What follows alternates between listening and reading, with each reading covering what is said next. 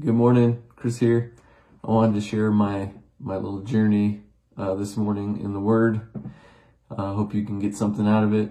I'm in Mark 11, and I was reading, and generally when I read, I'm kind of trying to pay attention for those things that make me curious, or like, that's weird, like kind of like that's weird. That's where I kind of lean into. And that happened this morning. I was reading in chapter 11, and so far, it's talking about how they got the donkey, the disciples got the donkey, and Jesus rode it into Jerusalem, and everybody's praising Hosanna. And then in verse 11, it says, Jesus entered Jerusalem and went into the temple courts. He looked around at everything, but since it was already late, he went out to Bethany with the 12. And I thought, I wonder why that's even in there.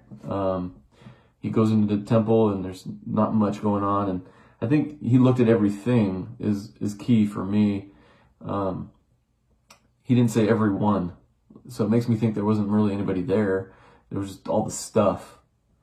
And then, so that was my first that's weird. And then it talks, the next day they were leaving Bethany where Jesus was hungry, and he sees the fig tree over there, and he goes over there and there's no fruit on the fig tree.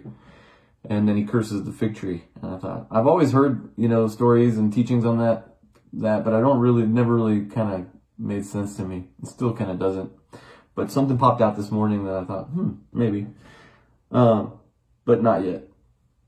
So then it goes on and it talks about, he goes into the temple again and he sees all the people, selling stuff, and that's where he gets it sounds like he gets kind of upset, and he starts turning tables over, and he says, my Father's house should be a house of prayer, and you guys have made it a den of thieves and den of robbers or whatever. And at that point, that's where the chief priests and those religious people at that time decided they wanted to kill Jesus. And I thought, man, this is a weird story and all those little pieces in there. And I was praying about it, and the thing that stood out to me was how Jesus said, my house shall be a house of prayer. And I feel like, for me this morning, when Jesus went to the temple that evening and nobody was there, that was kind of like he was saddened that nobody's there praying or, at the temple. And then the whole fig tree, I thought maybe him going to the temple and nobody there praying was like him going to the fig tree and there was no fruit. And I got super convicted, I've been thinking for the last couple of weeks about prayer and how I want to, pray more. And I have been, but this kind of just hit me I think that's where God's speaking to me. He's just calling me to pray. And so that's what I'm going to do, is pray. And so the church without prayer is fruitless.